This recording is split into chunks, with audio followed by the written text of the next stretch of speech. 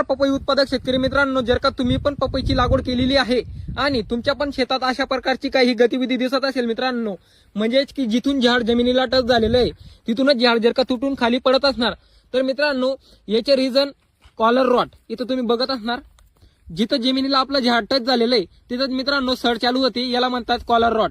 हे आपलं म्हणजे टोमॅटो असो, मिरची असो, पपई असो, अशा प्रकारच्या पिकांमध्ये खूपच जास्त त्रास निर्माण करतं.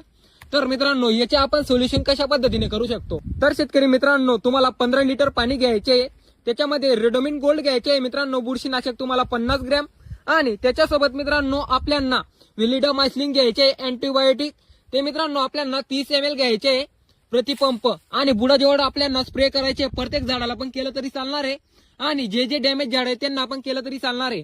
मित्रांनो जर का आपण ही प्रोसेस केली तर अशा प्रकारची आपल्याला गतिविधी दिसणार नाही. आणि तुम्हाला व्हिडिओ कसा वाटला कमेंटमध्ये नक्की सांगा. जास्तीत जास्त पपई उत्पादक शेतकऱ्यांपर्यंत व्हिडिओ जाऊ द्या. भेटूया मित्रांनो नवीन व्हिडिओ. जय हिंद, जय किसान, जय भारत.